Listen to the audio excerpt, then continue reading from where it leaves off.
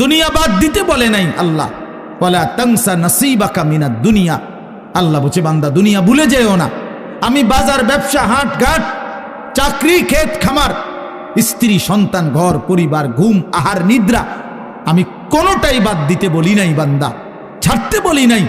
আমি আল্লাহ তোমাদের জিন্দিগি বানাইছি দুইটা, একটা হলো দুনিয়া আর একটা হলো আখেরাত। দুনিয়া তুমি কর্ম করবা আর আখেরাতের জন্য আমল করবা। দুনিয়া কর্ম, আখেরাত তোমার ধর্ম।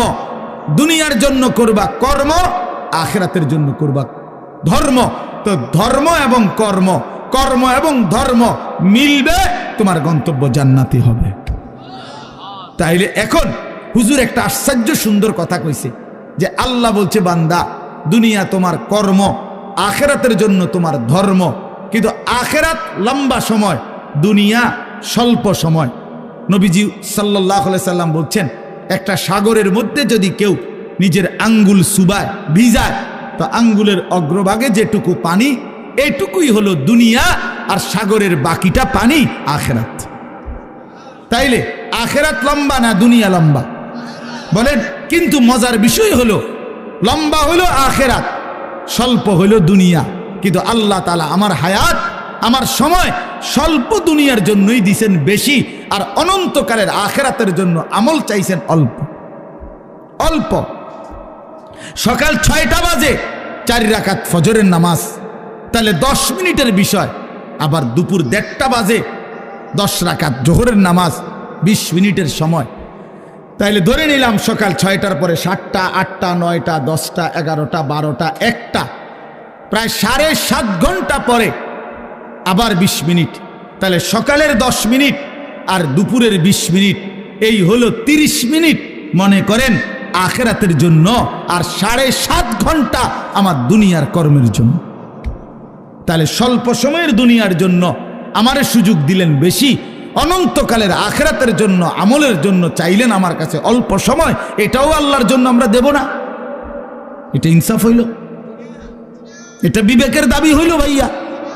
অতএব আমি অনুরোধ করছি, মেহেরবানি করে আমরা ভাবতে শিখি। আরে এই বাচ্চা লাগাই দিলেন কেন আপনারা, আবার নামাই দিলেন কেন? তাইলে শেষ, আমার কথা শেষ, আর অল্প একটু কথা।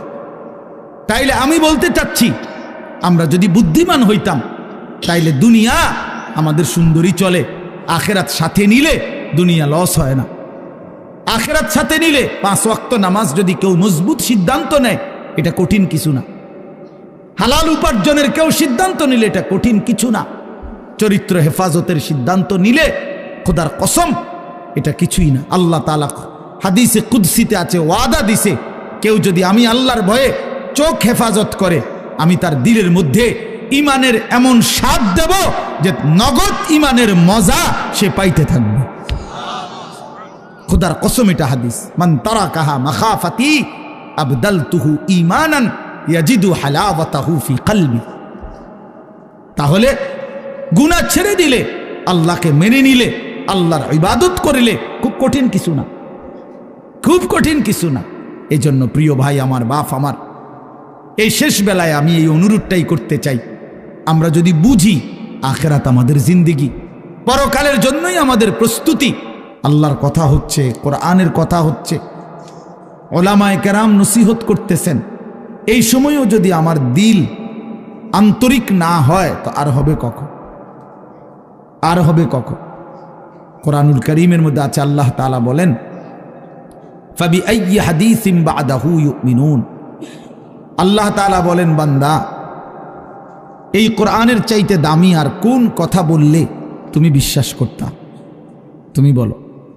আল্লাহ নিজে জানতে চাচ্ছে আমাদের কাছে। ফাবিআইয়ি হাদিস, 23টা বছর আমি আল্লাহ কোরআন নাজিল করলাম, সর্বশ্রেষ্ঠ ফেরেশতাকে দিয়ে নাজিল করলাম, জিবরাইল, সর্বশ্রেষ্ঠ রাসূলের কাছে নাজিল করলাম, 23 বছর নাজিল করলাম, 30 পারা কোরআন নাজিল করলাম।